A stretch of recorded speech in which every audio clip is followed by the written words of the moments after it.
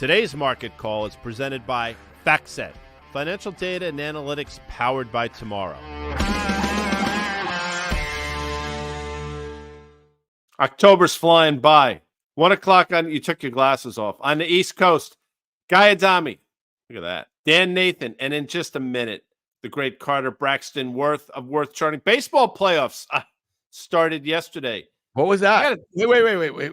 Because there was a headline on The Athletic this morning. It said something like an epic postseason record comes to an end. Something no, I will tell you what that was. The Twins of Minnesota, I believe, had lost 18 straight playoff games. Now, the majority of those games came at the hands of the Yankees of New York, but last night they emerged victorious against the Toronto Blue Jays. So that streak came to an end. I was thinking about another postseason streak in baseball. What was that? What was that? A certain team that had made the playoffs for a certain amount of years in a row. Yeah. That's what so obviously you're speaking of the Yankees of New York. To maintain that level of excellence, superiority, excellence for that amount of years. I mean, it's really only rivaled by the Braves of Atlanta. I think two of the premier franchises. The Mets, for example, haven't won a World Series, and obviously they're not going to win one this year. You have to be in it to win it, as the lottery people say, since 1986. Pretty pathetic if you think about it. The Mets won in 1969. I did this. I started this. Didn't I? You did. They made it, obviously, in 1973. They lost to the Oakland Athletics. Yeah. They didn't get back until 86. They won. They lost to the Yankees in 2000, and then they lost a few years ago, actually more than a few years ago, to the Kansas City Royals. Correct. So for a franchise that's now been in business for 60 years, 2 World Series championships, one every 30 years, is not particularly good when you sort of juxtapose that with the Yankees, who've been in business for about 100-ish years and have won 27 of the bitches. Anyway, sorry. All right. So you can do that math-ish. Yes. I mean, you're talking about one every 4 or 5 years. So I don't know what to tell you. We can do that math. Guy, so yesterday on the market call, about 24 hours ago, we were talking about some of the stuff under the hood. Just the market did not feel particularly great. We did have that kind of like bounce-ish late last week after the selling that we saw after the Fed chair Powell on September 20th. What would we have? About 8.5% peak to trough decline in the S&P 500 before today's little bounce. Even today, right now, okay? So you get the NASDAQ up more than 1%, and the S&P is lagging here. And some of the stuff that we were highlighting yesterday that we thought was problematic, some of the financials, some of the transport, some industrials, so energy was weak. It's still kind of weak. Now, energy is kind of weighing down the S&P 500. But I just want to ask you, because we spent a lot of time talking about rates, and we still have a 10-year at 4.73, and Carter's going to come on. He's going to chart a little bit of this. But look at how the money today just flows. Google's up 2%, Amazon's up 1.5%, Microsoft's on 1.5%. Semis are up 1.25%. It just goes right back into mega cap tech, right? And so, to me, I don't know if that's bullish, because when it's a bad day, let's say they act on a relative basis better than a lot of these other weaker sectors.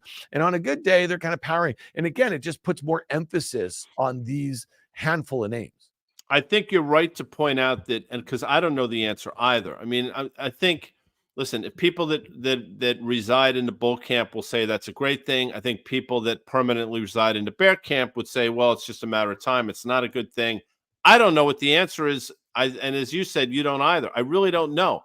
I think we're in this sort of paradigm where passive money flows into these names. They are the beneficiary of that. That's why I get it. And, when the market's going up, that's fine. So the flip side of that coin is, if this is sort of the last innings, where, in other words, everybody's thrown in the towel with other stuff and they're finding solace or whatever in this, I don't know, safety boat or lifeboat. I don't know if there's an inevitability of that as well. I will tell you, I think today, and all days are important. Today more so, because if this market starts to give it up a little bit, the Russell is sort of unchanged. As you mentioned, the NASDAQ's up 1%. S&P now up, less than 0.5%. The Dow's effectively, 10 basis points higher. Let's see what happens. I will also say this. We didn't mention it yesterday. That's my bad. But if we can do it on the fly, and I'm sorry about this, Jacob, Stephen, Amanda, or Tim, if we could pull up an HYG chart, because you haven't seen until yesterday the precipitous drop that we've seen. So this was sort of residing in that 74.5 area. And obviously, last couple days, it's been telling a much different story. It is bouncing today. But one of the things that we've been steadfast about is if credit starts to give it up in the form of the HYG, that's when you have to get concerned. Anyway, I just wanted to bring that up. And just to put a point on this, I mean, this is the, the high yield corporate bond index, right? So if you see this thing selling off the way it has, if they can back it out 5 years, it can give some context where we've had some periods of, real kind of credit stress going back, obviously, to the pandemic. You can see that we just have not made a whole heck of a lot of ground back, since those lows.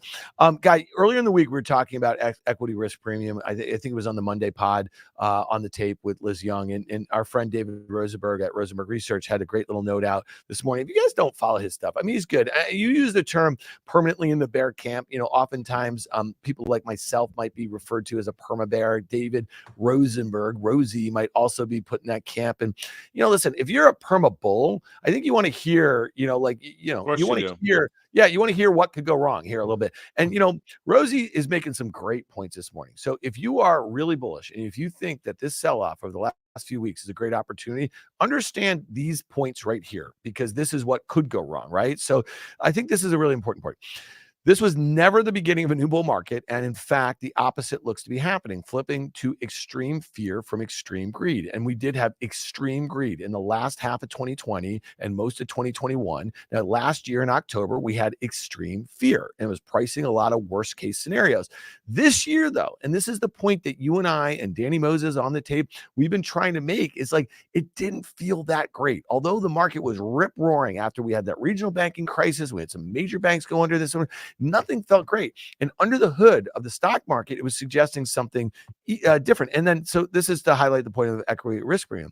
Adding to the poor equity environment, in fact, is the equity risk premium has collapsed to the lowest level since the dot-com crash. Consumer spending is set to take a step back as to key support after real after-tax incomes heads to a recessionary backdrop, and then food prices are starting to ease globally, and an added sign that inflationary pressures are beginning to disperse. Now, this is the last point, Guy, and I love your take on this.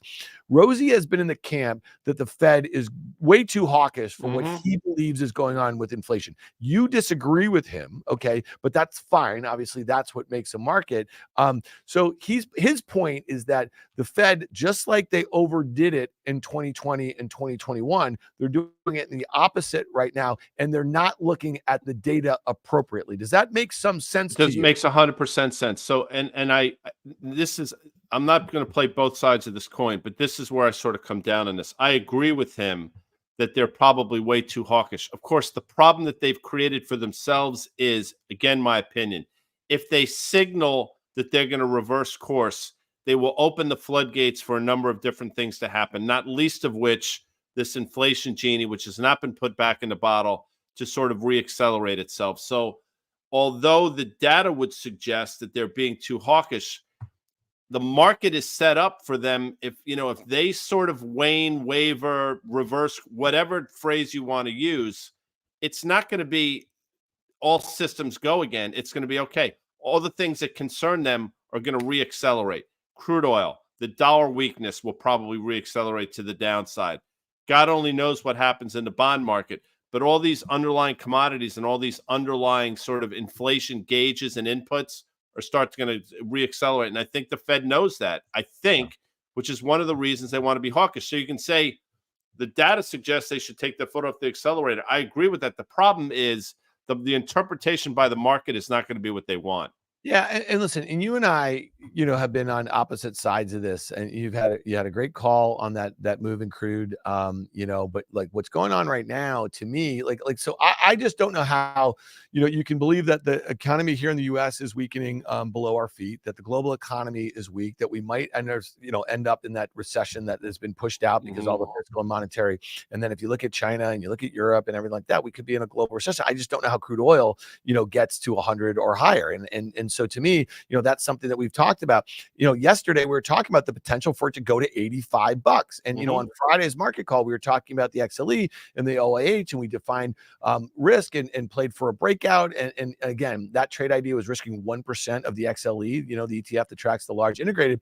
But we're listen, again, we're going to show up every day. We're going to keep updating our thesis. We're not going to blow with the wind here either. But yesterday, we're just talking about some of the fundamental inputs that you're thinking about, some of the things that I was thinking about. We said, technically, this thing could go back there. So here we are. This is kind of the moment of truth. I want to let's bring in Carter Braxton Worth. Yes. Maybe of Worth charting. Maybe Carter can help us understand or figure. You guys are all not an interview. I'm interviewing. Wait, hold on. Carter, that's like an old school Wall Street trader desk talk, right? When somebody rolls in with a tie on, all knotted up. Wasn't that it's that, or I would always work late, right? Obviously, that's the nature of equity research, as opposed to, let's say, trading floors. But in some firms, I would ask to sit on the trading floor because research departments are very quiet, like libraries. But when you're working late on a trading floor, no one's there, and all of a sudden there's a trader and it's 11 at night. You're like, dude. And they're like, oh, I was just at the game with my wife, Madison Square Garden. I just want to get some things.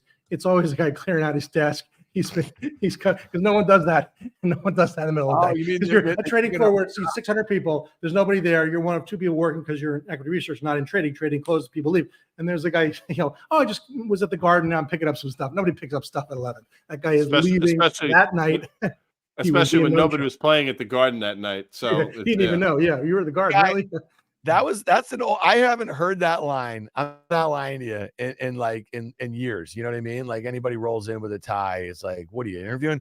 All right, Carter, help us break. I don't know. Let's look at this crude chart. Let's just throw this up because this is one of the things that obviously energy is weighing down the S&P 500 on a day that the NASDAQ is up more than 1% here. What do you think of the levels here? Healthy pullback.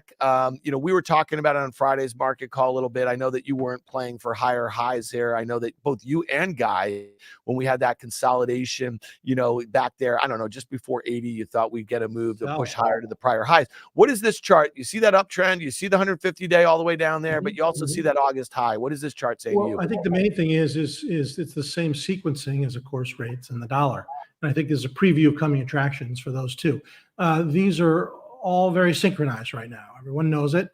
Up, steep up, uncorrected. Crude oil, U.S. dollar, 10-year rates. And it is really just the equal and opposite circumstance of May. In May, crude was at $65 a barrel, and the consensus was rates were at 3.5, not 4.5 or 5, and the dollar was on its knees. Hard landing, recession, oil going lower, dollar lower, rates lower. And all of a sudden up here, it's the higher for longer. Crude's going to go to 100 a barrel. When you get overdone, it's good to be with the trend. We know this. Until, hard to do, but until and hard to time, it's just too crowded. Everyone's in. We just heard that we're going to $100 a barrel. What happens to that now? We just collapsed. And it's the same thing with the dollar and rates. 7%, 10%. Look, I'm a seller of crude. I think it goes lower. And I'm a seller of the dollar and a seller, I believe, a buyer of bonds. Yeah, well, that was what we covered on Friday's market call. Guys, just so you guys know, the three of us will be back Friday for another special edition of Market Call at 1 p.m. We're going to update some of the trade ideas that we had last week, UUP, TLT, and XLE. And we're going to offer some new trade ideas. So set your reminders and tune in for that. Guy, let's, yesterday, again, 24 hours ago, we were talking about this S&P 500. It got through the 200-day moving average, or the 150 that Carter likes to look at here. It was through that uptrend that had been in place from the October lows. It was really very close to that breakout level from June. Carter, you had a great note. I don't know if you watched Mark Call yesterday or you were busy, but we highlighted your work in the S&P 500 from June 2nd to October 3rd, and that was great. We had a lot of fun with the two quotes that you used, one explaining the breakout back in early June and one explaining crazy, right? Yeah, no, it's brilliant work, and so we appreciate that. But Guy, real quickly, is it doing what it needs to do here? Do you expect a little consolidation? We talked about the fact that you and I think yesterday we're both in the camp. Hey, let's see what it's got. Let's rally a couple days. Let's see what's leading that rally, what sort of leadership, and maybe it sets up for a good, press to break those uptrends, break that moving average, break that breakout level from June. Yeah. So days like today, you work off, and Carter can speak to this, whatever perceived over, or whatever at least the metrics suggests in terms of an oversold condition. So if you were to sort of go sideways to slightly higher over the next couple of days, you work that off. And then theoretically, it allows the market to take that next leg lower. I do think, we have broken this trend line. Now, whether or not this trend line means anything, that's for I guess the audience's their interpretation, or they can make their own decisions. But we're also through that moving average for the first time in quite some time. I think all important stuff. I happen to think today, all days are important, as I said, but the way we close today is going to be pretty interesting. I think we started the day lower. We obviously rallied. We're starting to sort of wane here a bit. The battle lines are drawn, and the battle lines for the S&P are absolutely this level that we're looking at. Some people think it's 4190 or so, but let's just sort of round up and say 4200, and let's see if the bulls can defend it. But if we go sideways here for a couple days, I think actually that's probably a bad thing, because I think it will work off enough of the oversold to sort of allow us to take that next leg lower. Yeah, Carter, thoughts, and especially with the calendar here. So, early, in the quarter, early in the month, obviously, and then we're probably like a week and a half away from earnings season getting kicked off here. Any thoughts on that as far as timing too? And what are you expecting? I mean, hard to know. What we do know is you don't go straight down. Typically, you'll go straight up. We know that the peak was right more than 2 months ago. That was the 27th of July. Mm-hmm. And think about, after heading down pretty aggressively, we had that 4.5% rally, right, of late August to early September, only to, of course, succumb and then make yet new intermediate lows. So at this point, it's more than 2 months in the making, almost down 9%. And one has to make their bets. I mean, look, a lot of people are saying this is it. I get emails all the time and long calls and dedicated solely to that with institutional clients. And I can tell you it's split. A lot of people say, look, the seasonals will kick in, pre-election year, all of the stats say higher. And there are plenty of people who said, look, it's just no way it's done this easily. And then there's, let's say, you're in the jam, Carter, of if you think dollars are going to roll here and rates are going to roll and oil, then there's no way the stock market's not going up. But these relationships are inverse, and then they're direct, right? Because if it was always perfect that way, if the dollar does go down here, rates do sort of come down and oil comes down, it is coming down. Does that mean that stocks have to go up? No. That is consensus, though. My own hunch is you still want to play from the cautious side, and that ultimately we will fill the unfilled gaps down at 39.80 from March. So 5-6% to go at a minimum. Yeah. And let's look at the NASDAQ 100 here really quickly, the NDX, because again, it's kind of flirting with this uptrend that's been in place from the lows, in December or so. And you see your 150-day moving average not far away from where this thing is trading. And it's not something that we've seen, the index really contend with since it's kind of February, March kind of sell off before it was really deemed to be a flight to quality, and the AI thing kind of kicked in a little bit. How are you thinking about the NDX? Guy and I talked about it a little bit yesterday. This one seems to be the one. I think you used the term, Guy, precarious yesterday relative to the S&P, which did come back to that breakout level that you highlighted on We're Charting yesterday, Carter. Yeah, I mean, NDX obviously has led on the way up from the lows of a year ago, and has, of course, been down more than the S&P, down almost 10%. The question is here, too, the things that are driving the NDX, this so-called Magnificent Seven, and you raised that very question just moments ago, is the constant default of money going back into those names whenever there's a green day, is that a bullish thing or a bearish? And it's an equal interpretation, right? The fact that it does become the go-to place, and those are the companies that lead the world and do have earnings growth and do have lots of capital and big moats and so forth, one could say is very bullish. You could also say exact opposite, which would be it's the face of fear. I mean, when you don't want to buy a regional bank, and you don't want to buy a small cap tech company, and you don't want to buy a Staples that's in a free fall, and you can go around the horn, one could say, well, it's people hiding. It's defaulting to the safest, and that is not bullish. It's the exact opposite. It's literally a fear-based behavior. Regardless of what it is, I don't think the selling in the NASDAQ is over either. We are breaking trend. There are unfilled gaps below, and my hunch is to continue to basically bet on lower levels for the general equity market. Yeah, and Guy, Microsoft and Apple, what, $5.5 trillion in market cap, making up 20% of the NDX, or maybe a little bit more or so. When you think about the fact that they're down about 12.5% each from their highs, around earnings and guidance, I mean, that was really the kind of the top for both of them back in July. I mean, it really feels like that, again, to use your term, precarious. They're at levels here, man. And if the fundamentals do not line up with what expectations are when they report in a few weeks, I really feel like this is going to be the leadership group to the downside, because we do have a lot of oversold, sectors. Financials are bad. There's a lot of sectors. We've talked about, Carter, you won Fast Money last night, talking about staples. We're talking about utilities. We're talking about transports. We're talking about industrials. There's a lot of things have corrected here, but the NASDAQ has yet to do so, despite some of its leadership down more than 10%, Guy. So they being a lot of these companies, they've sort of played the AI card the last couple of quarters successfully. But, if you look, it's been diminishing marginal returns in terms of what they're getting for the stock. I think that's probably played itself out. So they can mention AI all they want. I don't necessarily think that's a catalyst. So right now, the catalyst has to be a beat and raise. Otherwise, these stocks are still expensive.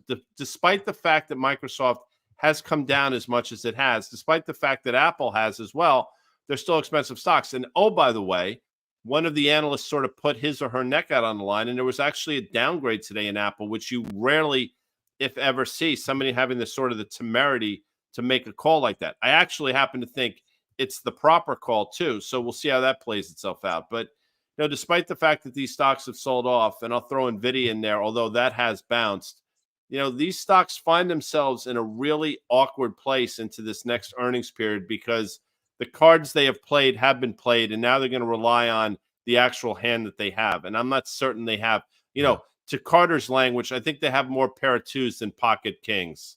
Look at that. How about that? All right, Carter, we want to talk about yields. And we made the point on many occasions that, higher yields has actually been good for some of the companies that we just talked about in their balance sheets and the cash balances that they have, and they refinance when rates were much lower and all that. But sooner or later, rates where they are, and, it has the potential to really weigh on the economy. And then you're going to see a decrease in enterprise spending, and it's going to hit some of those companies too. Okay. Mm-hmm. So let's talk about yields, because, Sure. Guy was in the camp that he thought we'd get to 4.8, this and that. You've been saying that for a while. You and I, Carter, have not been in that camp. And it seems like there have been some of these kind of moves where today we're above 4.85 in the 10-year. It's reversed now. So here we are at 4.73 or so. Give us a sense of where you think, how overbought are yields right now? Sure. What are the charts on? And we'll look at the charts. And again, I remain very much in the, you want to be buying bonds. But before we do, let me just make one point about what we were talking about Apple and the NASDAQ. I mean, the dollar strength, right, which this is the irony of sort of called inverse or direct relationships. Dollar's been so strong, and yet, of course, oil has been strong too. So sometimes but here's the really big one. Of the 11 sectors, guess which has the most foreign sales by far? It's tech. Yep. So tech has also the issue of a strong currency, right? And that has to be considered. Anyway, back to yields. Let's look at the chart. This is a logarithmic chart of 10-year yields. We're well above now that peak high of October. But the question is it just in terms of sequencing, if you were to accept those lines as drawn by me, the parallel green lines, the channel, after you get steep in any direction, whether this was a chart of software stock or Coke or Pepsi, or in this case, yields, do you have some counter trend move? And I think ultimately it's very crowded. Everyone's on one side, just as they were in May when we're going lower. And so I think you want to take the road less traveled, take the opposite view, be contrarian, which is to say to buy bonds and to bet on some sort of fade in yields. Yeah, and this trade now at these levels, given, and by the way, although you put these lines in, as you would like to say, as you want to say, the lines did in fact draw themselves. You didn't make this up. Here it is. So we have reached the upper point of this up channel, which, by the way, is still very much intact since the spring.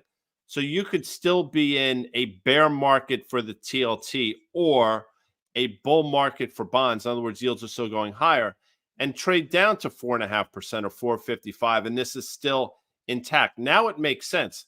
But I think the bigger question, and something we've raised a couple times, is what's going to make yields go lower from here? Is it just the natural progression of an overbought condition or an oversold condition in the TLT? Or is something going to break in terms of the equity market where you do see this flight to quality? I guess it doesn't necessarily matter if this is the only thing you're trading, but I think that's the question you have to ask, Dan. Yeah, no doubt. And you made the point, Guy, on many occasions, if we were to see yields come in precipitously, it won't be for good reasons as it relates to the economy, what's going on with unemployment, what's, like that sort of thing. It could be a flight to quality as far as U.S. Treasuries. Carter, we wanted to hit a couple different sectors, just that we haven't really focused a whole heck of a lot on really quickly. And I wanted to look at the XLI, the industrial sector here. And, it had this really nice breakout earlier in the summer. I think a lot of folks were saying that this was part of the broadening out, concept, right? And so this was, the economy was inflecting, and that's why stocks like, that make up the XLI were acting so much better. But the near round trip is pretty interesting. We have a 5-year chart, I think, also of the XLI, and if you look at that, that trend line, speak to what's going on right here in the XLI, and then I want to look at a couple names. So it's a couple of the big components here.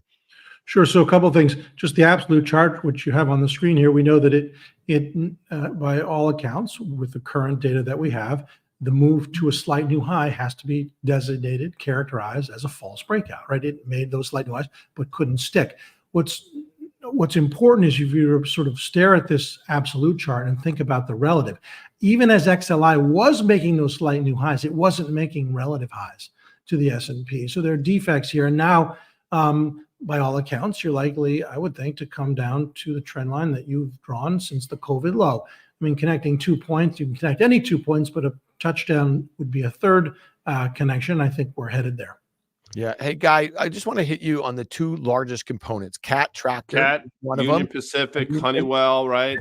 And Carter, to your point about that new high. So the two largest components, if we want to throw up CAT first, they had massive breakouts on big volume, on fundamental news. Let's toggle between UNP, which is Union Pacific, which was the second largest holding in the XLI. Same thing, right? Look at a huge gap, right? And on earnings and the like. And look at how much they've given back. Guy, what does that mean to you from a fundamental standpoint, from a sentiment standpoint, the way investors were positioned in those earnings events and what they did and what's happened since those gaps? False breakouts. It's some people, there are a lot of people that have been with us since day one. It was a couple years ago where it appeared as though the small cap, the IWM, had broken out from a similar formation. We'd gone sideways for quite some time, and then you had sort of this push to the upside. And Carter pointed out that he thought this was going to be, in terms of the IWM way back in the day, a false breakout.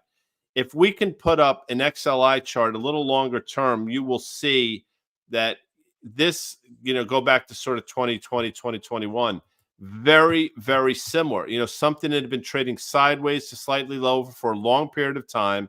It effectively started in, I want to say, the spring of 2021.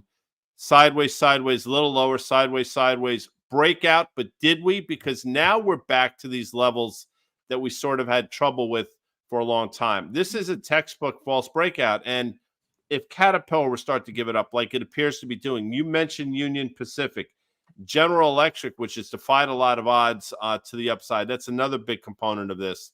It doesn't augur particularly well. And it speaks to, again, that whole false breakout phenomenon that happens from time to time. People get excited only to sort of see it sort of fly in their face. And we're seeing it in individual names, as you mentioned with UMP, and we're starting to see it with the actual ETF. Yeah, no, it's a sector that we haven't spent a lot of time on of late. So I thought it was interesting to kind of Carter, anything you want to? Yeah, if we pull up that chart, this speaks to there's the vagaries of markets. This is the biggest railroad that we've got. And if we go to, so how does intellectually what explains if they're sitting there looking at their Qs and Ks and their channel checks and studying who's hauling more grain, who's hauling more cars, who's got a better balance sheet, CSX, UNP, Norfolk Southern. This biggest railroad just goes from 200 to 240 and then back to 200. Mm-hmm. July 10 to the high, back to here, October 10 or whatever. Was it cheap? Was it expensive? It just, the notion that somehow it can all be modeled and that we can determine a price target. Wall Street, do you know that since that breakout, Wall Street raised the collective price target, all was moved up. Wall Street was chasing it, and now they're starting to lower the price target. They're just responding to price. They're not predicting it at all. All right, last thing here before we get out of here. You had a note out this morning, fresh off the presses. This is at worthcharting.com. You're looking at the Russel Micro Cap Index. Please define real quickly the micro cap and why it caught your eye. And the charts are pretty fascinating. And what does it lead you to believe of maybe larger cap stocks? Yeah, I mean, there's two ways to interpret small cap stocks or micro cap. This is a big index in terms of number of constituents. If you see right there, 1,524. One could say, so what? There are a bunch of small cap stocks, and life always sorts out winners and losers with companies and sports teams and people, and it sorts it out in the market. And these are all losers, and they don't matter, and they'll go out of business, and who cares? But the point is that it's why it's not quite so bullish to some extent what Rosenberg was saying. If we look at a chart of this aggregate, I mean, this thing is making new 52-week lows. Could see it there, and it's below where it was in October, which was the, in quotes, purported low for global equities. So let's look at a longer term chart. I need to pull this back. So we are not only breaking down, we're down 40% from the peak. There's never been a bull market. 1,500 stocks that are, what bull market over the last 12 months? Draw the lines another way. We have a break in trend from the COVID low. We just looked at that exact trend line that you guys drew on the XLI. But in this case, we are breaking. And then final line, we're actually below the pre-COVID high. So before COVID, if everything was great, we dropped from a COVID and we recovered. Look at that huge move. We're back below where we were before COVID ever came to town. This is not good. I know that this whole thing only adds up to 500 billion, which is true, down from 800 billion. But the point is, so many individual equities just never were in or have been in a bull market over the past 12 months. And in fact, and with this, half of all stocks in the S&P are below where they were in October a year ago. That's a problem. What's interesting here is it is a problem. Now, I don't know this. I'm just sort of speculating, and I'm guessing, and maybe it's just sort of reinforcing my personal dogma, but I bet you that this leads the unemployment rate by a few months or a quarter or so. If you think about, what's going on, how economically sensitive these names probably are, and then sort of the potential lag effect from this moving lower to potentially the unemployment rate starting to tick up. So that's something to watch. Now, before we get out of here, people will say that's a great thing. That's what the Fed wants, the unemployment rate going higher. Yeah, I get it. But this is the same conversation we had a couple of years ago. Be careful what you wish for in terms of a higher unemployment rate, because you think you can control it, but you can't. And it's been interesting to see if that continues, that trajectory lower, what the unemployment rate starts to do, Dan. Yeah, Guy, that is a really great point. And maybe we'll do a little research on that because, what is it? 2/3 of the hiring in the U.S. comes from, like small and medium-sized businesses. So I'm glad you brought these charts to us, Carter, because it's not particularly good there. So listen, thanks a lot, man. Thanks for doing the heavy lifting. Thanks for taking some of our jump balls here. I know we threw some stuff at you. We really appreciate you.